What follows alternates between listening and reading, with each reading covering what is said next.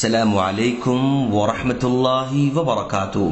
سامعین، آج کی اس مجلس میں ہم آپ کے سامنے 5ویں پارے کا مختصر سے الفاظ میں خلاصہ پیش کرنے جا رہے ہیں۔ اس پارے میں کل 8 باتیں بیان کی گئی ہیں۔ سب سے پہلی بات خانہ داری کی تدابیر، یعنی پہلے ہدایات تو یہ دی گئیں کہ مرد گھر کا ذمہ دار ہوتا ہے۔ اس مرد کو یہ تعلیم دی گئی ہے کہ جب بیوی نافرمانی کرے تو سب سے پہلے اس کو نصیحت کرے۔ اگر نصیحت سے کام نہ چل سکے تو اس کا بستر الگ کر دے۔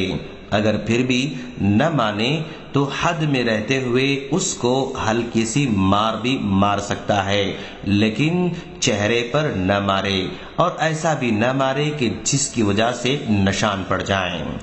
دوسری بات عدل اور احسان کی گئی ہے۔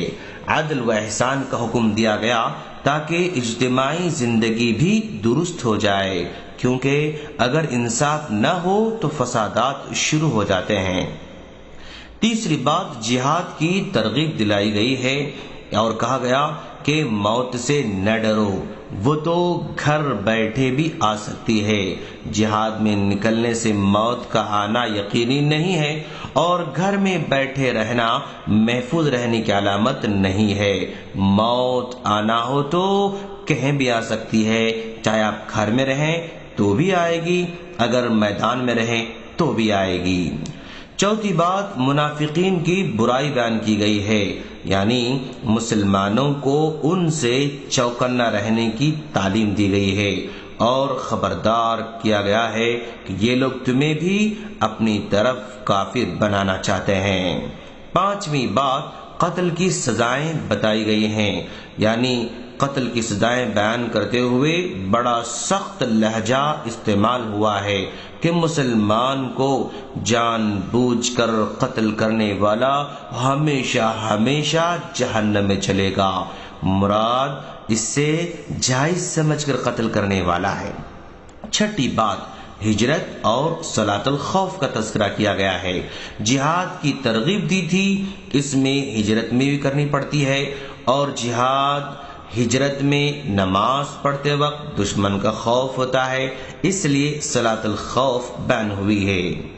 ساتویں بات ایک قصہ بیان کیا گیا ہے، یعنی ایک شخص جو بظاہر مسلمان تھا مگر در حقیقت وہ منافق تھا، اس نے چوری کی اور الزام ایک یہودی پر لگا دیا۔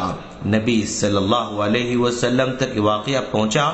آپ صلی اللہ علیہ وسلم یہودی کے خلاف فیصلہ دینے ہی والے تھے، آیت نازل ہوئی اور اللہ تبارک و تعالی نے بتا دیا کہ چور وہ مسلمان نما منافق ہے، چنانچہ وہ چور مکہ بھاگا اور کھلا کافر بن گیا۔